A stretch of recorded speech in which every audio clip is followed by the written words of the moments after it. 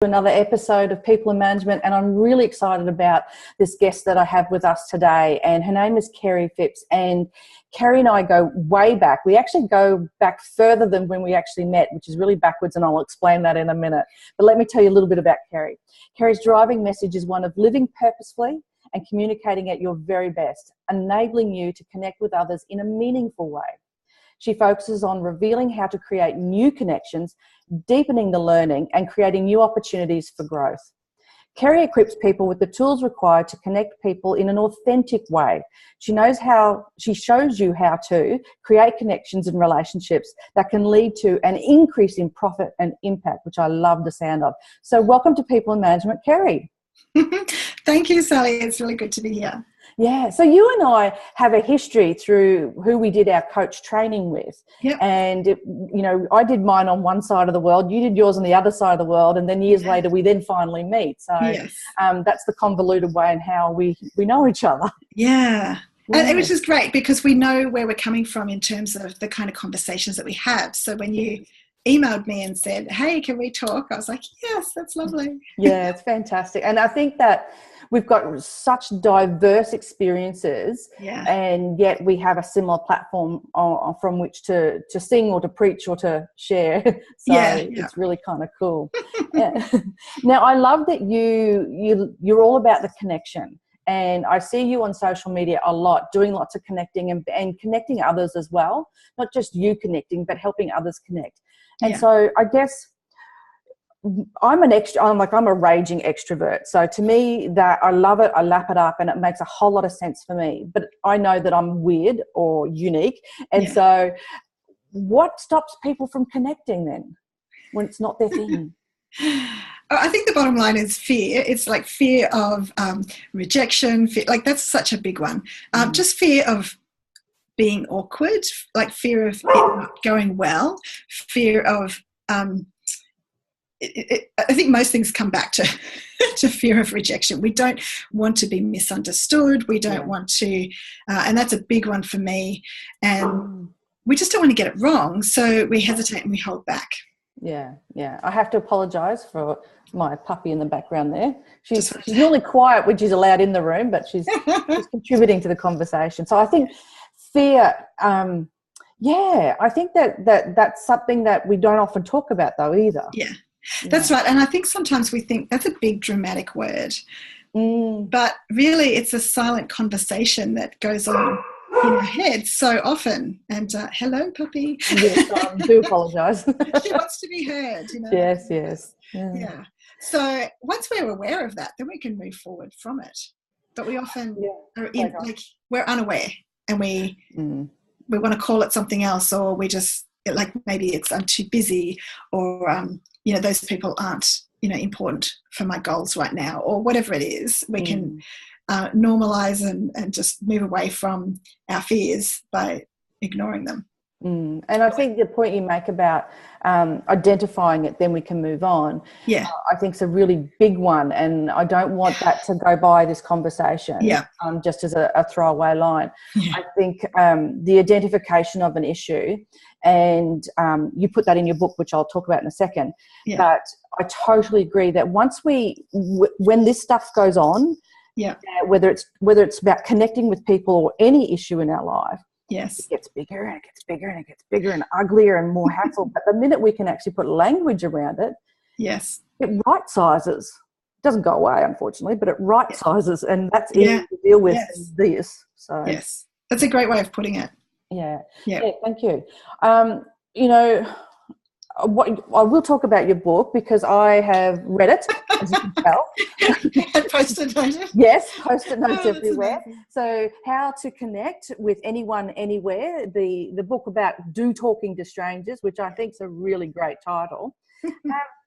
What was your vision or your purpose for writing this?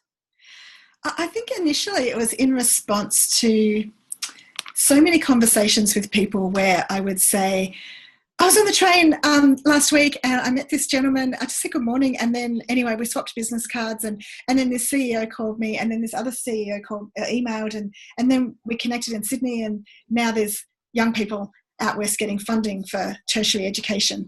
Or I met this guy on the plane and he was going to work at the Olympics, and they're like, hang on, how do you have these conversations? Like, how do you meet these people? You know, or I might be, you know, let's meeting up with you in Darling Harbour and we're going to take a photo, and people are like, how do you meet all these cool people? How do you know these people? I'm like, oh, it just starts with, well, I was here or I was there and we had this conversation, and people are like, but isn't that weird? Like, how did you get to the swapping business cards? Like, how do you do that without it being weird?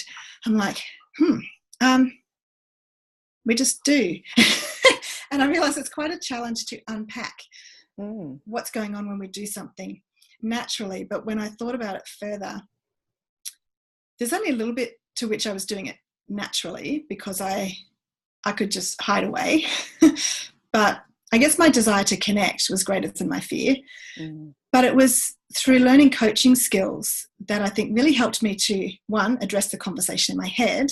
So realizing that my words matter, you know, that I could just lift somebody's day, you know, just with a little word of encouragement or a compliment, or being able to pay attention and really listen to somebody and seeing the impact that has, because people are not heard. You know, we all want someone to just listen as we talk something through, you know, and this is what we do as coaches.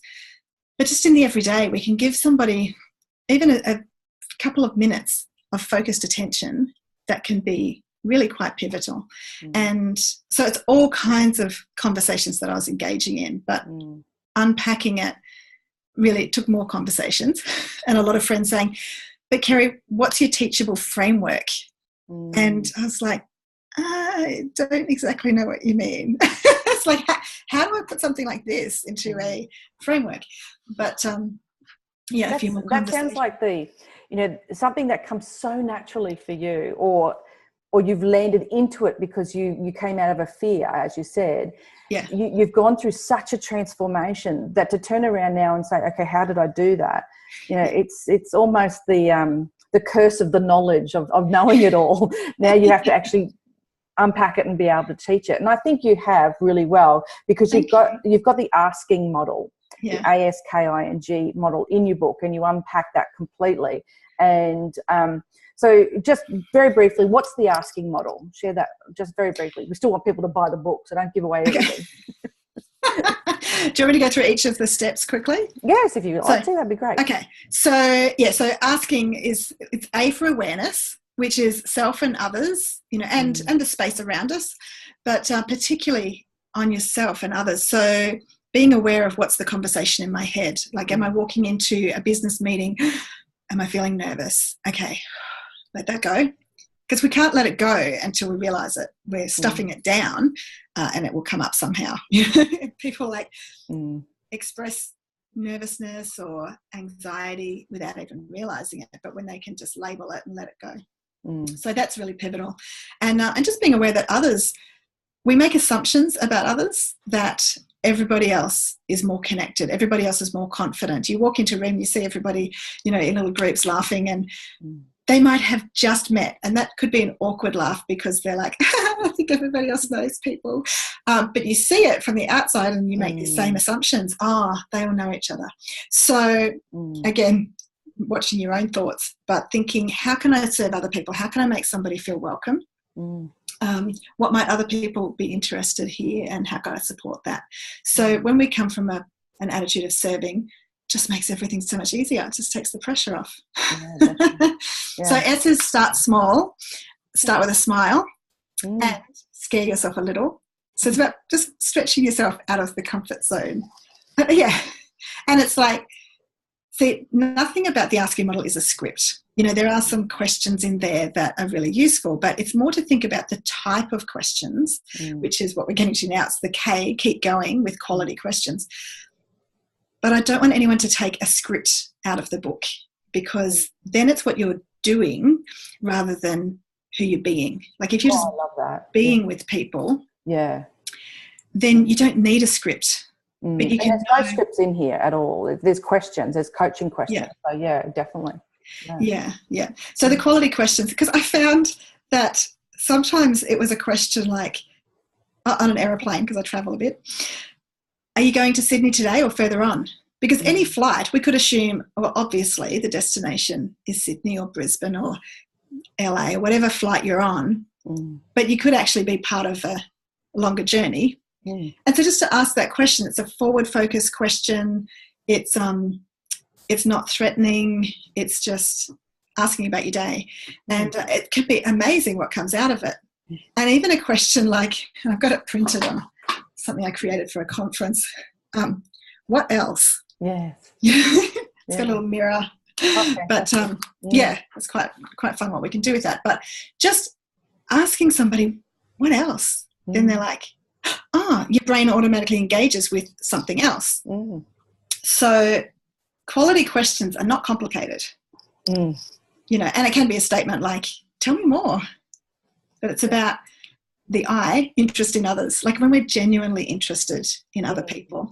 And sometimes it's actually choosing that for a moment. Sometimes I've found myself like, I just don't have the energy to talk to somebody today. Yeah. But then, I might just spend just a minute with you and choose to be interested. And then I find I actually am, because people are interesting. People have different stories, and just to express interest in them, then it just switches you towards them, and you do discover all kinds of interesting things. That key concept around choosing interest, and therefore the interest comes. It's the same as motivation. We've got to stop expecting motivation to show up. We actually have to take action, and the motivation is the byproduct. Yeah, that's great. We need to take the action first, and it doesn't have to be a big action before the motivation comes. So choose interest, and then interest shows up. Yeah, I love that. Love it. Yeah, thank you. Yeah, so G is for gratitude. So I think we're both just saying thank you then. But gratitude is a powerful connector. Yeah. Whether it's just saying, thank you for holding the door open, or thank you for saving me a seat. But if we can be specific, in Aussie culture, I think people can just say, thanks, mate, and not really share anything unique in that. But if you can say, thank you, I really appreciate your thoughtfulness, or I really appreciate the way that you've put this together, or I really appreciate your diligence, or I just really appreciate the way you smile and that you lean in when you're listening, because that makes me feel heard, or it makes me feel like I've got something worthwhile to share. So just little things. They don't have to be complicated, but if we can just take a moment to think about what we're grateful for, and again, like the interest, it's choosing it sometimes. It's stopping and asking ourselves the quality question of, what am I grateful for? What can I be grateful for? So this step of the model is great for our own mental health, as well as, in terms of connecting, it's a powerful connector. Yeah, lovely. That's a great model. And I can see that applies that when we have to head out into networking groups, or if we just so happen to be going somewhere. Yeah. But I also see it being really applicable internally inside organisations. You were talking about the gratitude thing and the end part of the model, and it reminded me of a story. It's not my story. I've just read it recently, where a gentleman was really upset that the culture of his organisation was getting really quite horrible. And I think the story goes that his wife said, well, do you say hello to everyone? He goes, well, why should I say hello to them? It's your story, by the way. I don't know where I got it from, but it's like he doesn't want to initiate it because no one else does. And I said, well, someone has to go first. I think there's something in the book similar to that. Okay, So it might have been that's where I've got it from, so it's in my head. And it's just the perfect example of go first, stretch yourself and scare yourself a little bit. Have the awareness that someone has to start first. Like your whole model, you can just see it in that. And its impact on a workplace, from not just managers, but anyone inside a workplace, applying that model. Just the cultural shift, even if it's just that little bit every day, is making a difference. Yeah, absolutely. And sometimes I'll work with teams to look at this in a customer-facing role. So how can we use this? Because, I generally have it under the banner of connect with confidence, because people are not connecting in the workplace, not connecting with customers or with other team members because of a lack of confidence. It is that, I love when you mentioned scaring yourself a little again, because I just thought I have to do a shout out to Brene Brown for, for her incredible work, which I've spent a lot more time in since publishing that book. It was pretty new to me at the time, and she's obviously published a lot more since. But it does take that little bit of courage to have a better conversation, because if people are in the culture of not saying good morning to each other, and I do remember one of the teams I worked with, somebody had an insight and they said, we could say good morning to each other when we come in. And just quietly, I was like, don't you already do that? Because I'd been in their office, I'd seen it, and it was like, there's partitions. So they're just like around the corner from each other. You could just lean out and say, hey, how you going? How's your weekend? Yeah. But there wasn't any of that. They just emailed each other. And I was like, okay. And so, I asked about what impact that might have, and they're really excited about that being a good idea. And so just that one small step can really make quite a difference. But it can be applied to the teams, the management conversations, but also the customers, and providing an amazing experience for your customers. Absolutely. And I think also, correct me if I'm wrong, but you're talking about customers who could be our external customers and clients, but also internal customers. Yes. And I'll be a bit cheesy here and say, from a manager's perspective, who are your customers? Well, any given day, it could be my team, or it could be my senior leaders, or it could be the senior leader onto the board. And so if I think of them in a customer-centric way, how do I serve them? And so what part of this model can I apply at what point to help me actually step up, speak up, and be confident about it? Scare myself a little bit, but I know my leader will want me to take the initiative and smile and ask questions and be interested. Yes. They're all the things that I hear when senior leaders engage me for their management teams. They quite often it's I want to stop being operational. I want my management team to stop being as operational as they are. And I want them to bring things up and take the initiative. And so I think that model also helps in that context as well. Yeah, absolutely. And you just reminded me of, one of the big 4 banks in Australia. I was working with one of the managers, and even the CEO has 5 customers of his own. So they all, at any level, they're all customer facing in terms of external customers. But it's having that attitude of service, because customer service is people service. And I'm sure you saw the part in the book that's called Be a Good Customer. Yes. It's I had a giggle through that, yes. Because yes, be a customer. And it's like, because that came up because of this newspaper article, and I knew the writer, and he was having a gripe about customer service in a particular town. And I thought, wow, if you walked into a cafe, like you often see people walk in and look at the menu board, and if he stood there with his arms folded, and he's a pretty big guy, and just waited to get good customer service, the person behind the counter could feel a little daunted, and then their confidence starts draining, and then they're like, hi, what would you like? And he's just like, they're just inefficient, or that whatever. And it's like, no. If you went in there, because I've seen him smile as well, if you went in there and just like, g'day, how you going? You'd be lining up. Can I be the one to serve him?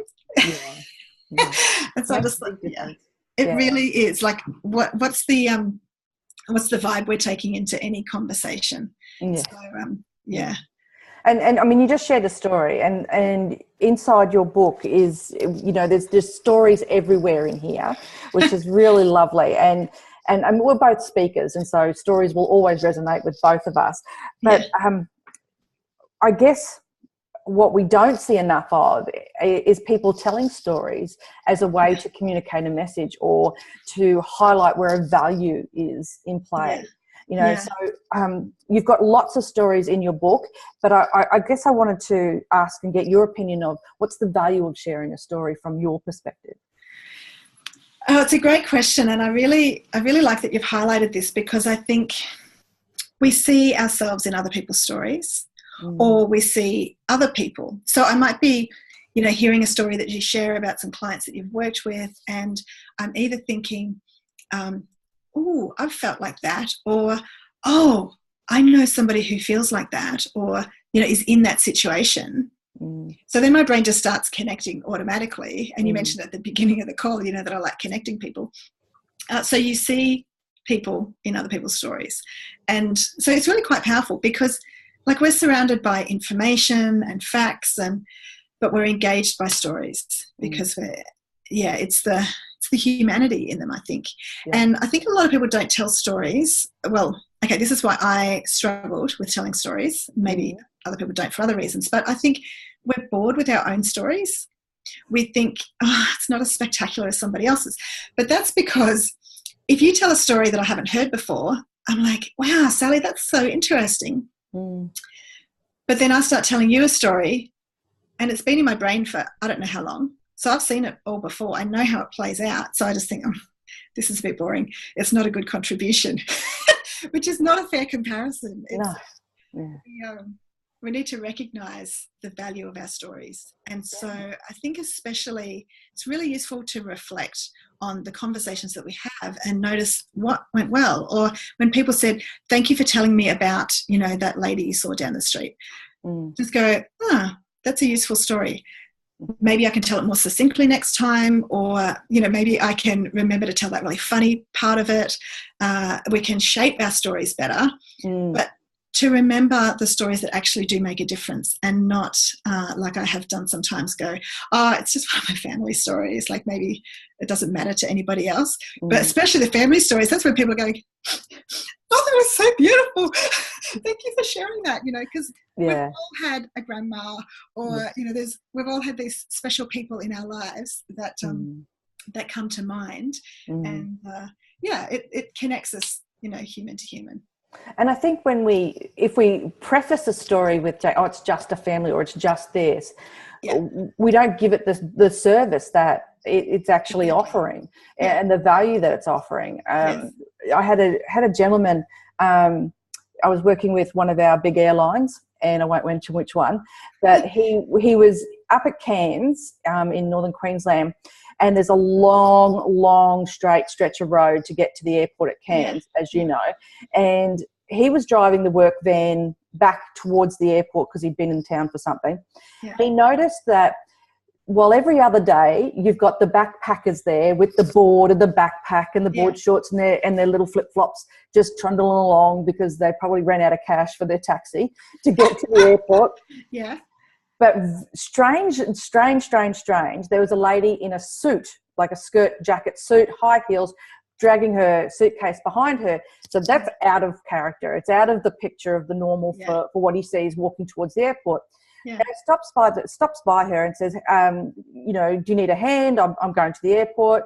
And she said, oh, that'd be great. And he says, who are you flying with? And she said, the opposition. And now he had a smirk on his face going, I should have left her, as a joke. But took her to the airport, dropped her off. And so that, to me, was a value in action that was so easy to share. But he started the story with, oh, look, it's not that big a deal. Yes, it is. It's an amazing deal. And I think there's a little bit of our culture in Australia there where we don't want to be seen to be big-noting ourselves, which I understand. But don't even say that. Don't downplay it before you've shared it, is I think the thing that comes to play in what you were saying, that when we do see ourselves in other stories, then let's not downplay it, because the story is not for us. The story is for them. Exactly. And I think if it comes to mind, then it quite possibly is really useful. So, I mean, it's good to take a moment and go, is this useful? Because then we look at how is this useful rather than would anyone want to hear this? And so it's looking for the value in it before you share it.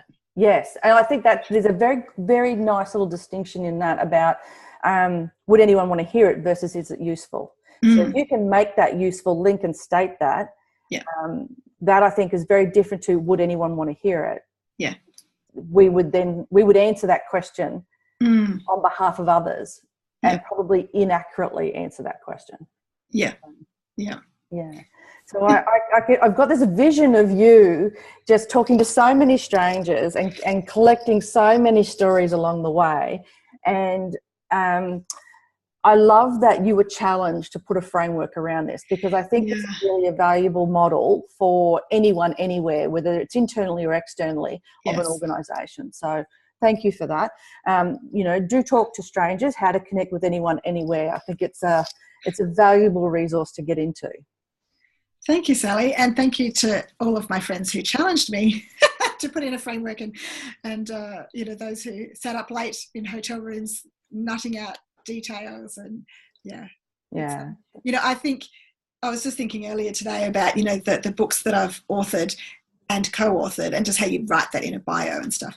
And I thought, but really, no book is an island. No book is done by just one person. It takes a team to get these things over the line. Oh, totally.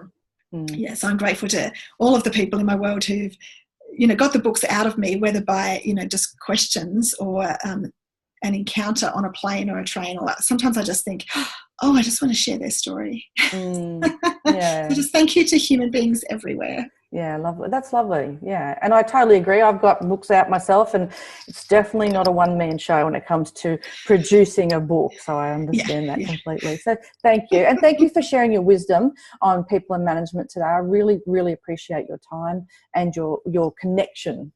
So.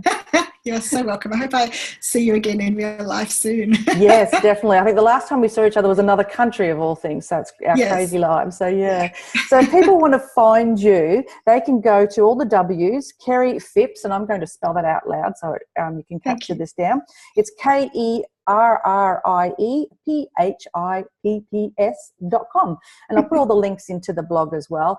And so thank you, Kerry. Thanks for being part of this. I really appreciate it, and we will connect. And I encourage everyone to have a little think about who is it they need to connect with before today is over for you. Just one more person to connect with, and maybe have a bit of gratitude towards them. So just something to think about there. And I look forward to seeing you again on another episode of People in Management. If you want to listen to the blogs, the podcast, you can check it out on Stitcher and iTunes, as well as on the website. If you want to get more goodies from Sally Foley-Lewis, then you can check me out at all the W's, sallyfoleylewis.com. Bye for now.